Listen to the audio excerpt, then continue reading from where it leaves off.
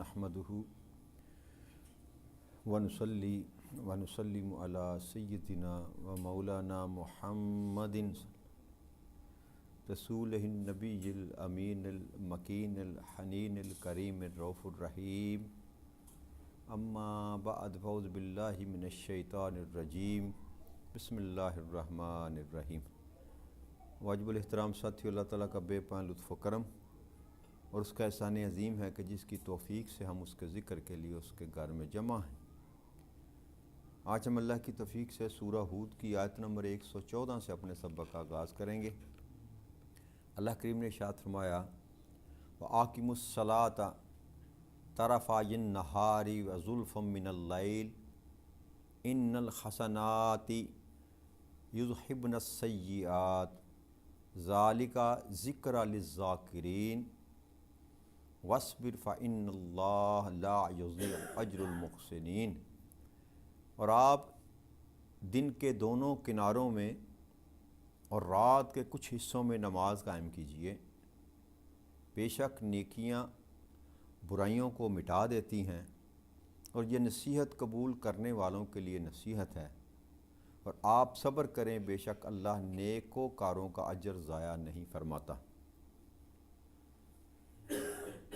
इससे पीछे जो हमने गुफ्तगू की थी, अल्लाह करीम ने हुक्म ये दिया था कि आप इस्तिकामत इख्तियार करें। तो उस हुक्म के माअन बार अल्लाह करीम ने नमाज को कायम करने का हुक्म दिया। तो इससे ये बात समझ में आती है कि ईमान लाने के बाद इबादत में जो सबसे अफसल चीज़ है वो नमाज है। और नमाज एक ऐसा रुकन है दीन इस्लाम का कि जिसके लिए मां सिवाय दो शर्तों कोई और कोई शर्त नहीं। एक के बंदा साहिब अकल हो और दूसरा बंदा ज़िंदा हो, इसके सिवा कोई और रुखसत नहीं है। या तो बंदा अक्ल ना हो या बंदा ज़िंदा ना हो। इन दो हालतों के अलावा ये नमाज जो है इसकी माफ़ी है ही नहीं। बाकी इबादत जो है, रमज़ान है, रमज़ान साल के बाद एक महीना आता है और रोज़ों के लिए भी शराइत हैं। हज है उसके लिए भी शराइत हैं, ज़कात है उसके लिए भी शराइत हैं, और वो साल में एक दफ़ा। मगर ये इबादत जो है ये हर दिन में 5 दफ़ा। इस आयत मुबारक में अल्लाह के इरशाद फरमाया कि आप दिन के दोनों तरफों में या दिनों के किनारों में, एक तुलुए शम्स का किनारा और एक गुरूब शम्स का किनारा, तो दो नमाज़ों का यहाँ अल्लाह करीम ने ज़िक्र किया पहले हिस्से में कि आप तरफ़ैन जो हैं दिन की उनमें नमाज़ें अदा किया करें। इसमें ज़्यादा जो अजमा है मुफस्सरीन का और काबरीन का वो नमाज फ़जर और नमाज असर के मतलब कहा जाता है कि ये दो नमाज़ें हैं जिनको बिलखसूस रब्बे करीम ने जिनका तज़किरा किया। और भी कई मुकामात पर हदीस मुबारक में भी रब्बे करीम नबी अकरम सल्लल्लाहु अलैहि वसल्लम ने इन दो नमाज़ों की खसूसियत जो है बयान फरमाई। नमाज़ें तो सारी ही पूरी करनी चाहिए मगर इन दो नमाज़ों की ख़ास अहमियत है। तो उसका अल्लाह ने जिक्र फरमाया कि दिन चढ़ने से पहले, यानी कि दिल के किनारे में जब सूरज निकलने वाला हो तब, और सूरज गुरूब होने से पहले, ये दो नमाज़ें आप कायम कीजिए। और फिर दूसरी बात की, रात के कुछ हिस्सों में भी नमाज कायम करें। इससे जो मुराद ली गई वो 3 नमाज़ें हैं, क्योंकि ज़ुल्फ़ा जो लफ्ज़ है ये जमा का सीगा इस्तेमाल किया गया है और जमा 2 से ज़्यादा होते हैं। तो इससे मुराद ये ली जाती है, इमाम आज़म अबू हनीफ़ा का भी यही कौल है कि इससे मुराद मगरिब की नमाज है, इशा की नमाज है और वितर है। तीसरी नमाज जो है वितर के वाजिब होने की दलील भी इमाम आज़म अबू हनीफ़ा इसी आया करीमा से लेकर आए कि 2 तो नमाज़ें फ़र्ज़ हैं, इशा और मगरिब, मगर इशा के बाद मान जो है या रात के पिछले पैर अगर आप तहज्जुद गुजार हैं तो उसके साथ वितर को मिलाना, वितर जो है वो वाजिब के दर्जे में आते हैं। फ़र्ज़ से निचला जो दर्जा है वो वाजिब का है। تو نماز کا حکم رب کریم نے دیا کہ اس کو جو ہے آپ اپنائیں، اور دوسرا یہ فرمایا کہ بے شک نیکیاں برائیوں کو مٹا دیتی ہیں۔ اب نماز جو آپ پڑھتے ہیں 5 وقت کی نمازوں کے متعلق نبی اکرم صلی اللہ علیہ وسلم کی کئی ایک حدیث مبارکہ ہیں کہ نمازیں جو ہیں وہ انسان کے گناہوں کو معاف کروا دیتی ہیں رب کریم کے حضور۔ انسان جو گناہ کرتا ہے ان کے گناہوں کو جو ہے نمازیں مٹا دیتی ہیں۔ حضرت سلمان فارسی رضی اللہ تعالیٰ عنہ، حضرت عبداللہ بن مسعود رضی اللہ تعالیٰ عنہ، وہ فرماتے ہیں کہ ان نیکیوں سے مراد 5 نمازیں ہیں، اور یہ 5 نمازیں گناہوں کو اس طرح مٹا دیتی ہیں جس طرح پانی میل کو مٹا دیتا ہے اور دھو دیتا ہے۔ یعنی کہ جو بندہ نماز ادا کرتا ہے اس نماز کے سبب سے اللہ کریم اس کے گناہوں کو مٹا دیتا ہے۔ پھر ایک اور حدیث مبارکہ ہے، اس کو حضرت ابو ہریرہ رضی اللہ تعالیٰ عنہ بیان کرتے ہیں کہ میں نے رسول اکرم صلی اللہ علیہ وآلہ وسلم کو یہ فرماتے ہوئے سنا کہ یہ تو بتاؤ کہ اگر تم میں سے کسی شخص کے دروازے پر ایک دریا بہہ رہا ہو اور جس میں ہر روز وہ 5 مرتبہ غسل کرے تو کیا کہتے ہو، کیا اس کے بدن پر کوئی میل باقی رہے گی؟ تو صحابہ نے کہا کہ اس کے بدن پر میل باقی نہیں رہے گی۔ آپ صلی اللہ علیہ وآلہ وسلم نے فرمایا 5 نمازوں کی ایسی ہی مثال ہے، اللہ تعالیٰ ان کی وجہ سے اس کے گناہوں کو مٹا دیتا ہے۔ یعنی کہ جو 5 بندہ نمازیں پڑھتا ہے، یعنی کہ صبح کے طلوع سے لے کر شام کے غروب تک، سونے سے پہلے تک 5 دفعہ جو بندہ نمازیں پڑھتا ہے، وہ جو گناہ کرتا ہے اللہ اس کے گناہوں کو مٹا دیتا ہے۔ اسی طرح حضرت عثمان رضی اللہ تعالیٰ عنہ کے غلام تھے حمران، وہ بیان کرتے ہیں کہ انہوں نے حضرت عثمان غنی رضی اللہ تعالیٰ عنہ کو دیکھا کہ انہوں نے ایک پانی کا برتن منگوایا، اس پانی کے برتن میں سے پانی اپنے دونوں ہاتھوں پر اڈیلا، پہلے دائیں ہاتھ پر اڈیلا، پھر بائیں ہاتھ پر اڈیلا، پھر کلی کی، پھر ناک میں پانی ڈالا، پھر 3 مرتبہ اپنے چہرے کو دھویا، پھر 3 مرتبہ اپنی کوہنیوں تک ہاتھوں کو دھویا، پھر اپنے سر کا مسح کیا، پھر 3 مرتبہ اپنے پیروں کو ٹخنوں سمیت دھویا۔ پھر کہا کہ رسول اکرم صلی اللہ علیہ وسلم نے فرمایا جس نے میرے اس وضو کی مثل وضو کیا اور پھر اس نے 2 رکعت نماز پڑھی کہ اس نماز میں وہ اپنے آپ سے باتیں نہ کرے، یعنی کہ دنیا کے معاملات و نماز میں جمع نہ کرے۔ آج خود خیال آ جانا کو معنی نہیں رکھتا نماز میں کہ بندہ نماز میں کھڑا ہے تو ذہن میں کوئی خیال آ جانا، اس سے نماز باطل نہیں ہوتی۔ آج خود سے مراد ہے کہ جان بوجھ کر توجہ کرنا کسی اور کام کی طرف نماز کو چھوڑ کر، یہ منع۔ فرمایا تو اس کے پچھلے تمام گناہوں کو اللہ کریم معاف کر دے گا۔ اسی طرح حضرت ابو عثمان بیان کرتے ہیں، حضرت سلمان فارسی رضی اللہ عنہ کے کہتے ہیں ایک درخت کے نیچے کھڑے تھے اور وہ ایک شاخ کو پکڑ کر زور زور سے ہلا رہے تھے اور اس کے پتے جڑنے لگ گئے، تو میں نے پوچھا کہ آپ یہ کیوں کر رہے ہیں؟ انہوں نے کہا کہ جب مسلمان وضو کرتا ہے اور پھر اچھی طرح وضو کرنے کے بعد وہ 5 نمازیں پڑھتا ہے تو اس کے گناہ اس طرح جڑتے جاتے ہیں جس طرح یہ پتے جڑ رہے ہیں۔ اور پھر انہوں نے یہی آیا مبارکہ جو تھی وہ تلاوت کی۔ تو نماز جو ہے انسان کے گناہوں کو مٹا دیتی ہے۔ اسی طرح یہ تو فرض نماز کی بات کی جا رہی ہے نا، اس کے ساتھ نبی اکرم صلی اللہ علیہ وسلم نے 5 نمازوں کے علاوہ بھی جو دیگر ہم نمازیں پڑھتے ہیں ان کی فضیلت بھی بیان کی۔ حضرت ابو ہریرہ ہی بیان کرتے ہیں کہ رسول اکرم صلی اللہ علیہ وسلم فرمایا کہ جس نے ایمان کی حالت میں ثواب کی نیت سے لیلۃ القدر میں قیام کیا اس کے پچھلے گناہ سارے بخش دیے گئے۔ لیلۃ القدر 27ویں رات جس کو ہم عرف عام میں کہتے ہیں، کہ جس نے ایمان کے ساتھ اور ثواب کی نیت سے اس رات میں قیام کیا اللہ کریم اس کے سارے پچھلے گناہ بخش دے گا۔ اور پھر فرمایا حضرت ابو ہریرہ رضی اللہ تعالیٰ عنہ نے کہ نبی اکرم صلی اللہ علیہ وسلم سے میں نے یہ فرماتے ہوئے سنا کہ جس نے ایمان کی حالت میں ثواب کی نیت سے رمضان میں قیام کیا اس کے پچھلے گناہ بخش دیے گئے۔ یہ جو ہم قیام اللیل کرتے ہیں نا رات کو، جسے تراویح ہم کہتے ہیں، تو جو اہتمام کر کے قیام اللیل کرے رمضان کے مہینوں میں، اس کے بھی اللہ کریم سارے گناہ معاف کر دیتا۔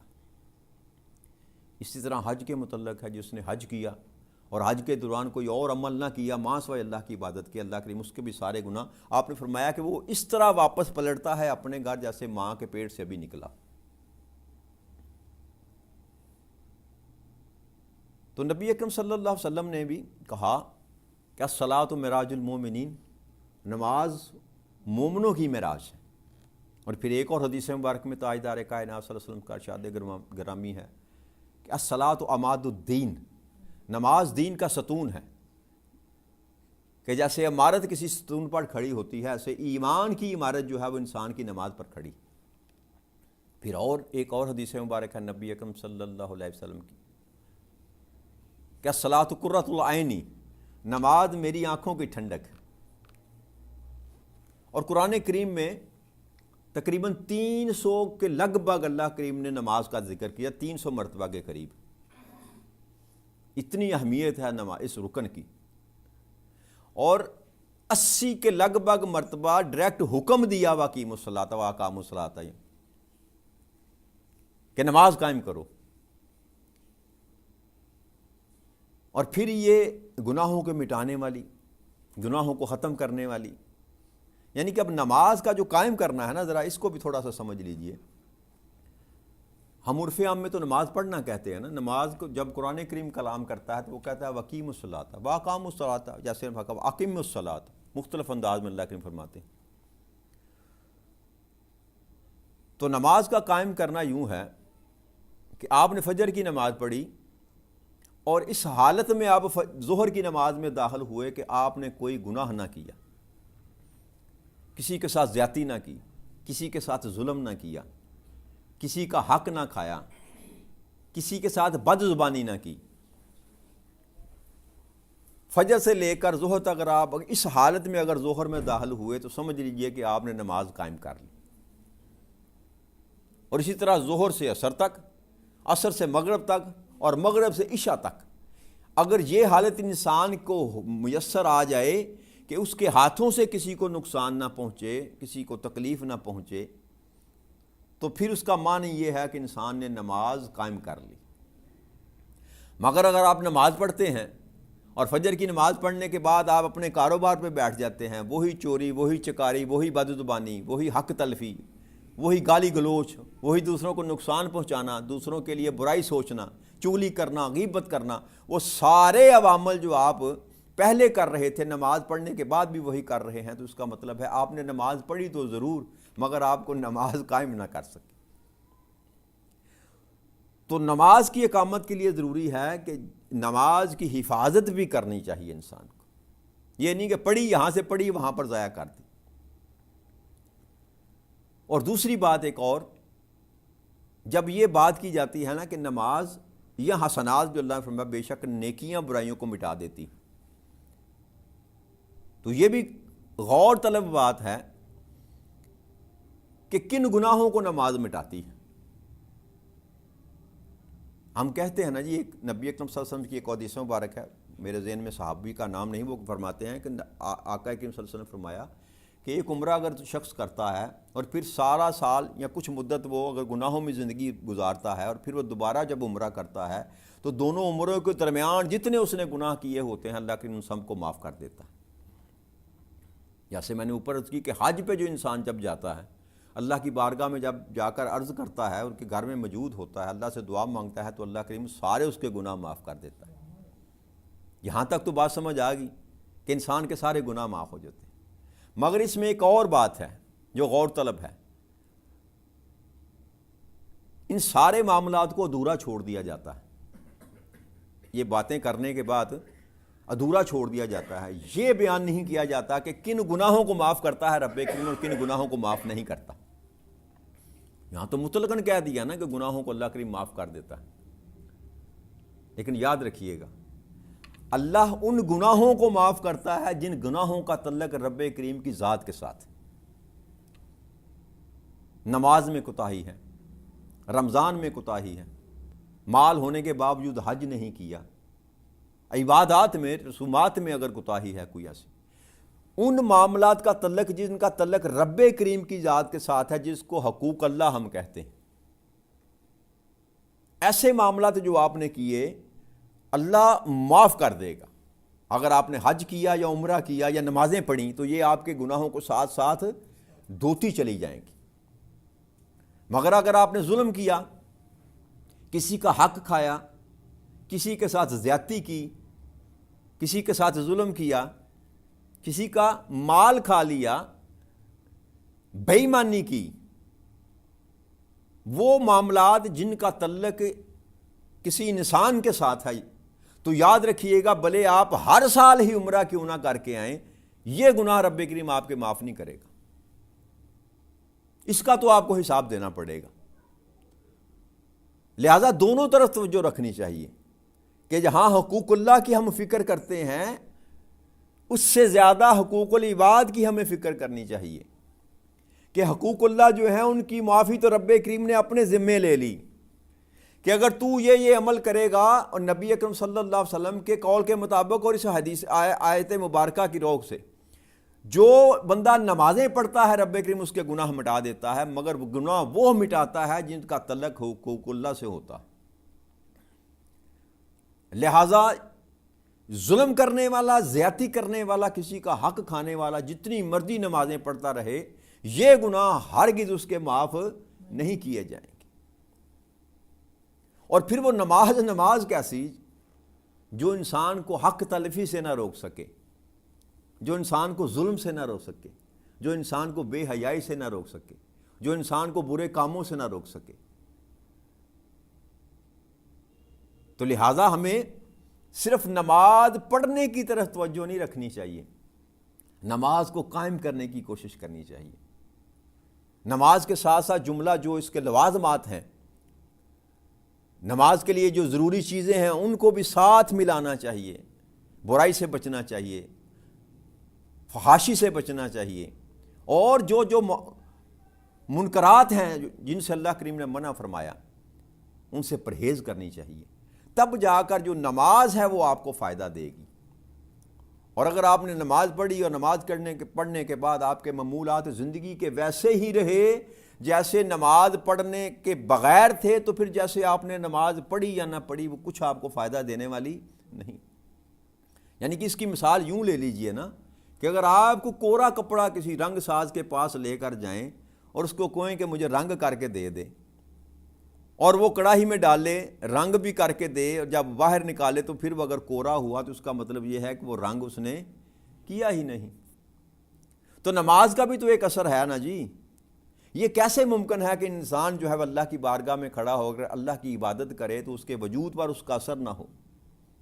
مگر جب آپ کی ادائیگی میں کمزوری ہوگی اور آپ محض رسم پوری کرنے کے لیے جب جا کر مصلی پہ کھڑے ہوں گے تو یہ نماز آپ کی تطہیر نہیں کرے گی۔ اگر آپ اللہ کی رضا کے لیے، اللہ کو راضی کرنے کے لیے اور اللہ کے حکم کی بجا آوری کے لیے، فقط اللہ کے لیے اگر آپ نماز میں آ کر کھڑے ہوں گے تو یہی نماز جو ہے آپ کی تطہیر کرے گی۔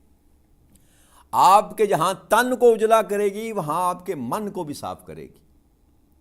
تو لہٰذا جتنا فوکس ہم اپنے باہر کو سنوارنے کے لیے کرتے ہیں نا، اس سے زیادہ جو ضرورت ہے وہ اپنے اندر کو سنوارنے کی کوشش کرنی چاہیے۔ تب جا کر جو عبادات ہیں نا، ان کا جو فائدہ انسان کو تب ملتا ہے۔ ساری رات آپ جاگتے رہے، 27ویں کی رات بھی ہے نا، ہمارے تو رواج ہی ایسا ہے نا کچھ اللہ ماشاءاللہ کہ سارا سال کو نمازیں نہیں ادا کرتے ہم، مگر لیلۃ التوبہ یا لیلۃ القدر جب آتی ہے تو بڑے شوق اور خضوع کے ساتھ تیار ہو کر مسجد میں آ جاتے ہیں، ساری رات مسجد میں بیٹھے رہتے ہیں، مگر پورا سال کبھی نماز کی طرف منہ اٹھا کر بھی نہیں دیکھا۔ تو ایسی لیلۃ القدر جو ہے وہ انسان کو کچھ فائدہ دینے والی نہیں ہے۔ آپ فرائض کے تو تارک ہیں اور نوافل کی طرف آپ نے توجہ کی ہوئی ہے، پہلے فرض پورے کرنا ہے۔ اگر آپ 5 وقت کی نماز ادا نہیں کرتے تو اس کے بعد نفلی عبادتیں جو ہیں وہ آپ کے کسی کام کے نہیں، پہلے فرائض کو پورا کرنا ہے۔ لہٰذا ہمیں کوشش کرنی چاہیے کہ یہ نماز جو ہے نا 5 وقت کی، اس کو کبھی بھی نہ چھوڑیں، ہر حال میں کوشش کریں کہ اپنی نمازوں کو پورا کریں۔ اگر کوئی رہ جاتی ہے تو بستر پر سونے سے پہلے اپنی نمازوں کی تعداد پوری کرنے کے بعد بستر میں جایا کریں۔ اپنے معاملات کو درست رکھیں گے تو یہ نماز جو ہے یہ دنیا میں بھی آپ کو فائدہ دے گی اور آخرت میں بھی آپ کے لیے شفاعت کا باعث بنے گی۔ آج کی بات یہیں ختم کرتے ہیں، اللہ نے چاہا تو اس سے آگے کل مضمون بیان کریں گے۔ وما علینا الا البلاغ المبین۔ والسلام علیکم ورحمۃ اللہ۔